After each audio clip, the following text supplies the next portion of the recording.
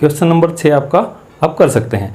अब question number 7 देखिए, यहाँ क्वेश्चन नंबर 7 में आपको क्या दिया गया है, एक रेक्टेंगल है जिसकी लेंथ आपको x दी गई है और आपको ब्रेथ इसकी y दी गई है, और आपको क्या दिया गया है, if the length of rectangle is decreasing at the rate of 5 centimetre पर minute and width is increasing at the rate of 4 centimeter per minute.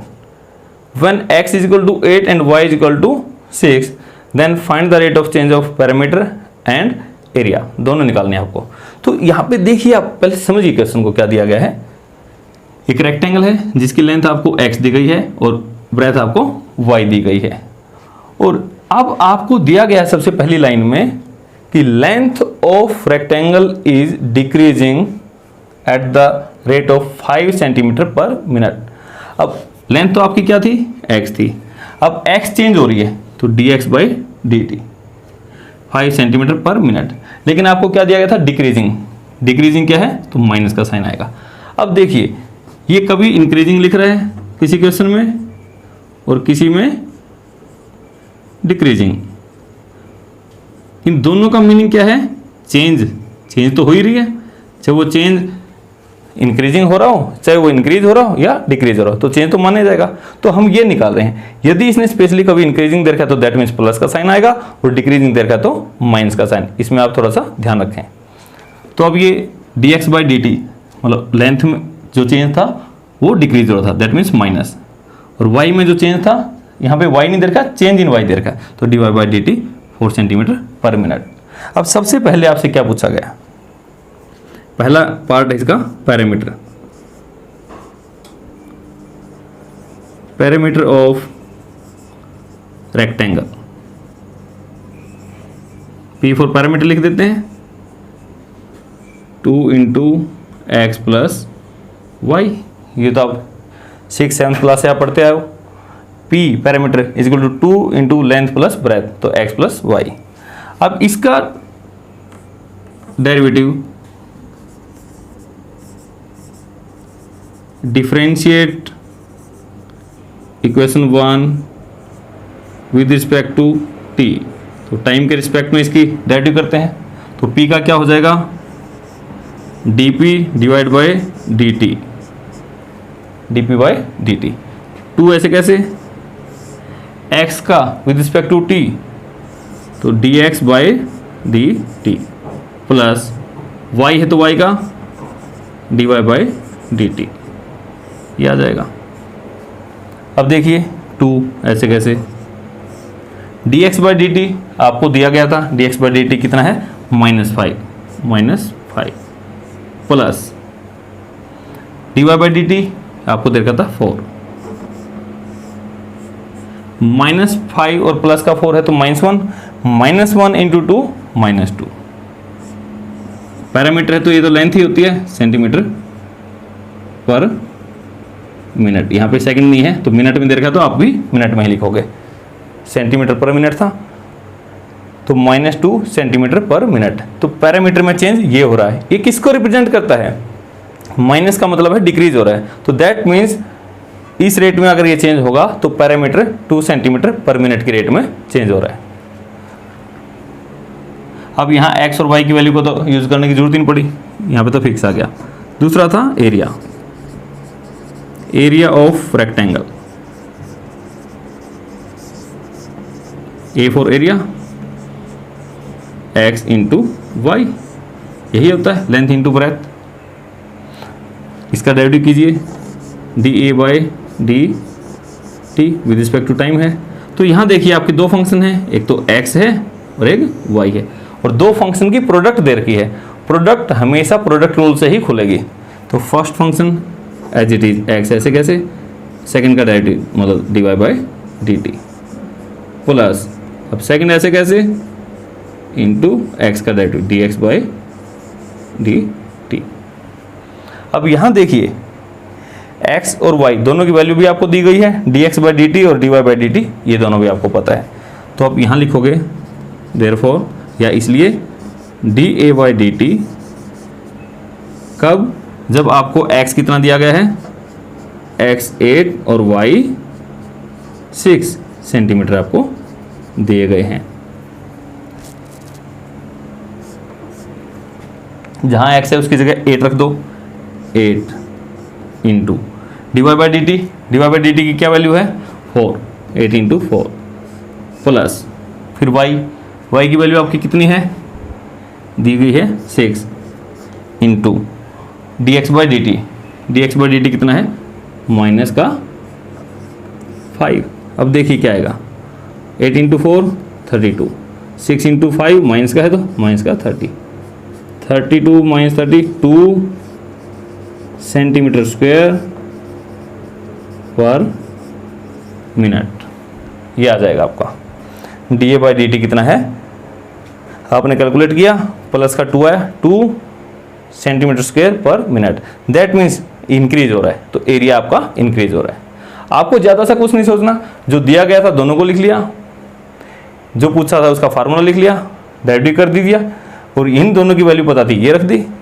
फिर यहाँ डायरेक्ट करना था तो प्रोडक्ट रूल उससे हो जाएगा और दोनों की वैल्यू रख दीजिए। तो ये ऐसे आप आसानी से कर सकते हैं। और आप सोच के भी देखो कि एक रेक्टेंगल है, उसकी लेंथ आपकी घट रही है, ब्रेथ बढ़ रही है, तो उसके हिसाब से उसकी शेप जो थोड़ा सा चेंज तो आएगा ही। तो उस चेंज के अकॉर्डिंग आपको ये देखना है पैरामीटर में क्या चेंज आया और area. A balloon which always remains spherical on inflation, that means एक बैलून आपका स्फीयर की शेप का है, लाइक एज ए बॉल। आपने बैलून देखा भी होगा, गुब्बारा। तो जब उसमें हवा भरते हैं तो वो तब भी स्फीयर की शेप में रहता है, दैट मीन्स एक बॉल की शेप में रहता है, स्फीयर की शेप में। तो यहाँ जब आप इन्फ्लेट करते हो, जब उसमें हवा भरते हो, तो उसकी वॉल्यूम में जो चेंज हो रहा है 900 क्यूबिक सेंटीमीटर पर सेकेंड, उसके अंदर गैस या हवा भर रही है।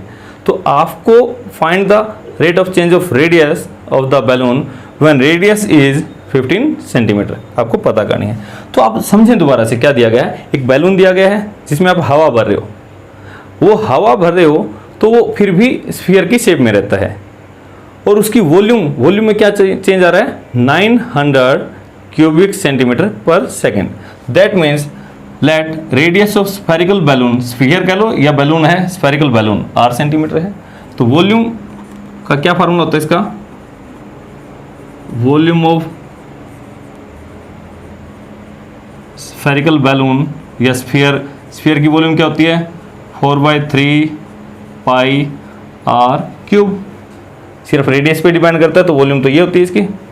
और मैं इसको यहाँ पे v मान लेता हूँ। v आपको दिया गया 4/3 पाई r क्यूब, इक्वेशन नंबर 1। और आपको दिया क्या गया है वॉल्यूम में चेंज, दैट मीन्स आपको दिया है, मैं इस तरफ लिख देता हूँ, गिवन है dV/dt 900 क्यूबिक सेंटीमीटर पर सेकेंड। ये दिया गया था कि उसके अंदर जैसे हम इन्फ्लेट करते हैं, गैस को इन्फ्लेट करते हैं, तो 900 क्यूबिक सेंटीमीटर पर सेकेंड। तो यहाँ से क्यूबिक सेंटीमीटर है, दैट मीन्स वॉल्यूम है, और पर सेकेंड है तो टाइम है। तो rate of change of volume with respect to time, ये आपको दिया गया है। तो मैंने इसका फार्मूला लिख लिया, जो आपको दिया गया है आपको उसी का फार्मूला लिख लेना है, और फिर इसका डेरिवेटिव कर दो विद रिस्पेक्ट टू टाइम, ताकि ये सेम बन जाए। तो आप देखिए यहाँ पे क्या बन जाएगा, differentiate equation 1 with respect to, यहाँ पे क्या करोगे with respect to t, time के रिस्पेक्ट में डेरिवेटिव कीजिए इसका, dV/dt।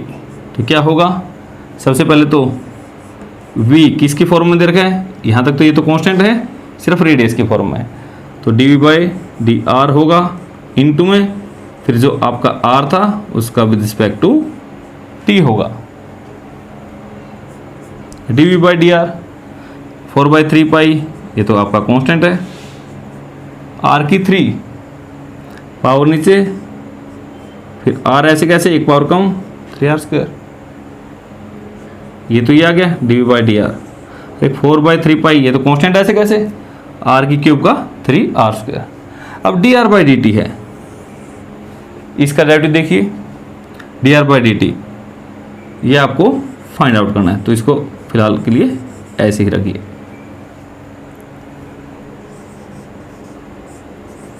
dV/dt इक्वेशन नंबर 2, इसको कुछ नाम और दे लो, इक्वेशन नंबर 3। अब देखिए यहाँ से भी ये D V by D T, हाँ ये देख लीजिए 3 से 3 कैंसिल, ये भी D V by D T है, ये भी D V by D T है, तो दोनों को इक्वल रख दो। फ्रॉम 2 and 3, इक्वेशन नंबर 2 और इक्वेशन नंबर 3 से 4 पाई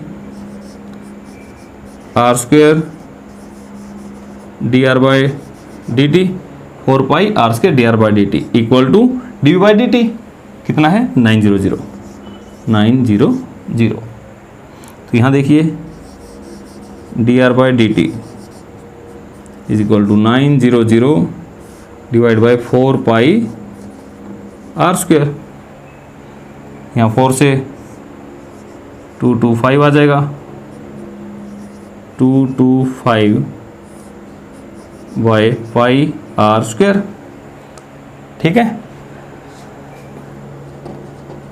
अब D R by D T ये आपको जब बताना है जब आपकी रेडियस 15 सेंटीमीटर हो, ये तो लास्ट में रखते 15 आपको रखना है, तो जहां आर है उसकी जगह क्या रख दो 15, तो क्या हो जाएगा आपका 225, ये तो ये वाला divide by pi are square, r कितना है 15, 15 का स्क्वेयर 225, इससे ये कैंसिल, कितना आ गया 1 बाई पाई आ गया।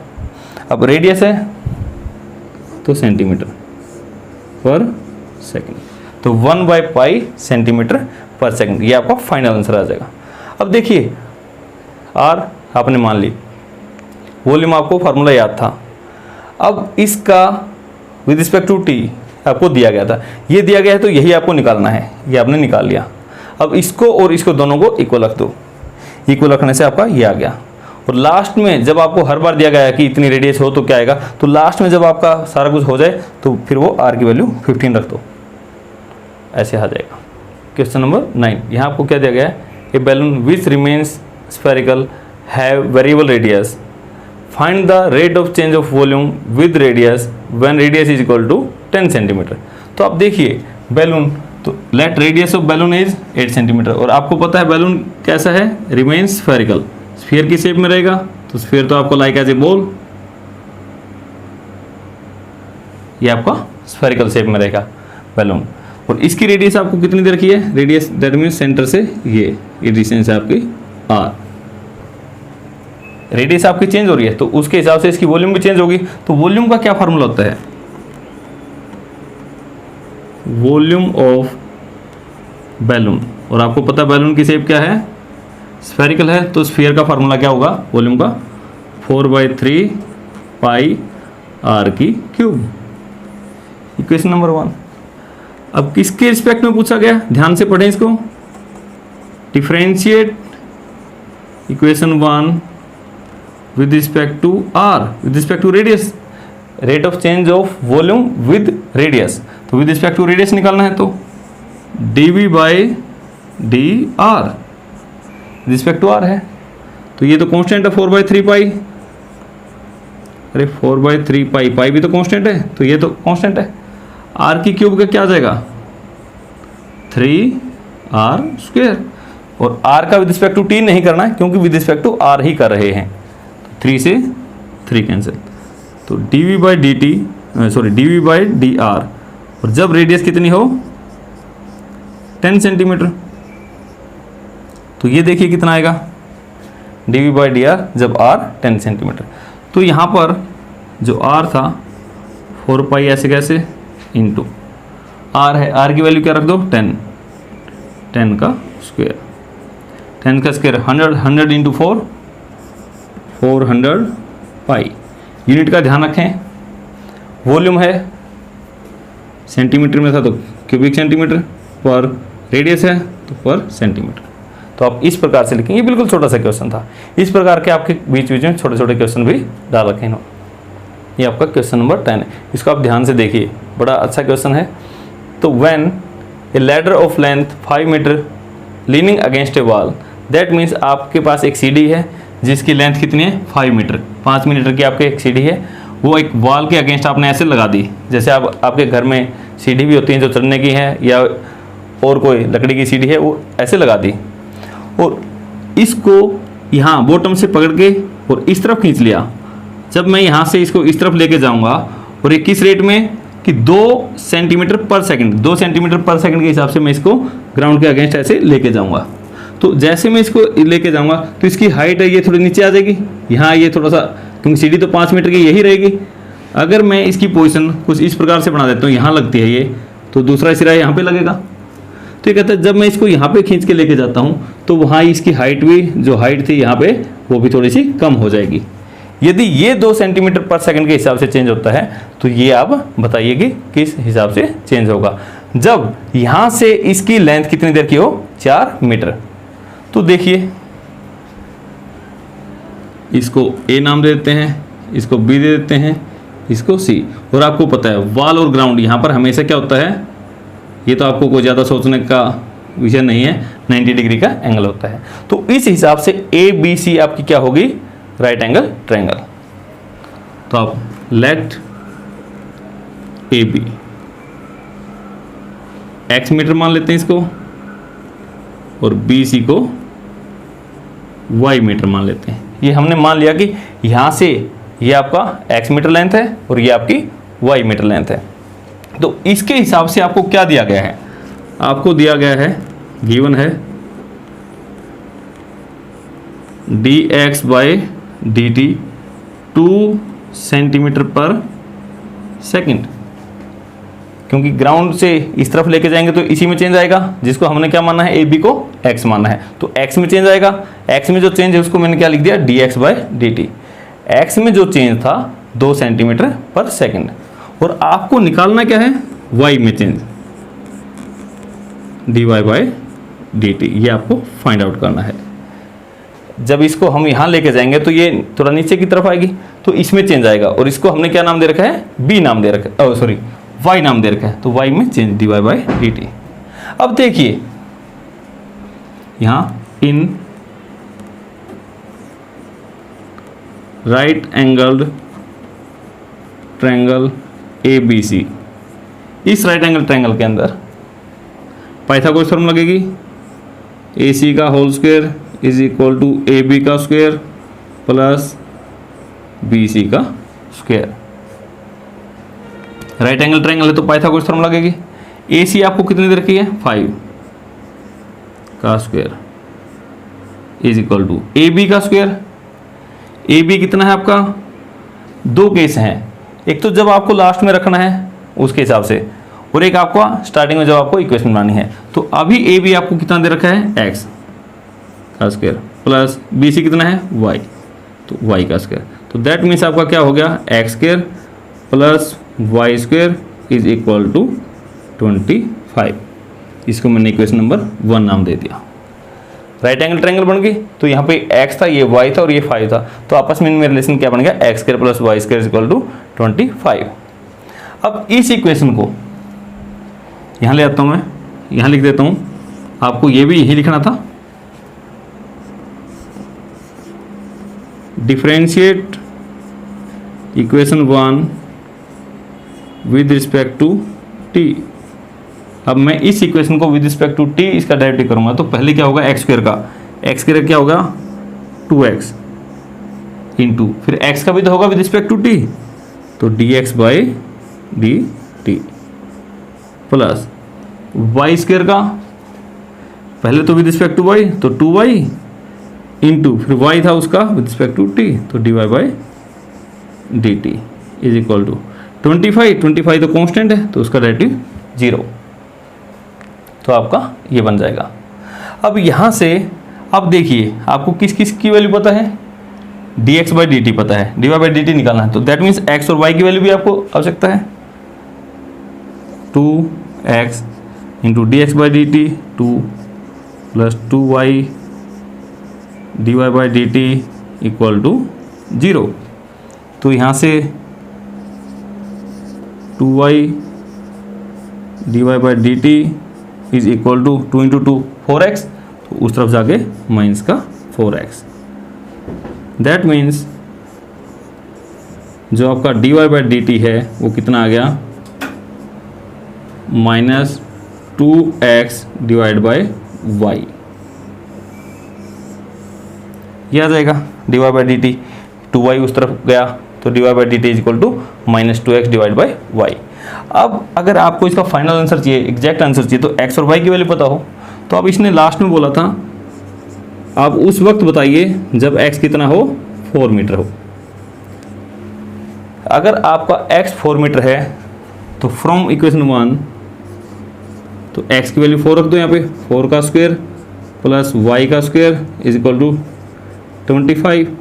तो यहाँ से आप y कैलकुलेशन करोगे तो आप ये खुद कीजिएगा, y स्क्वायर 25 माइनस 16 तो 9 आ गया, 9 का स्क्वायर रूट करोगे तो +-3, बट आपको सिर्फ लेंथ है तो प्लस का 3 लेना है, तो y आ गया आपका 3।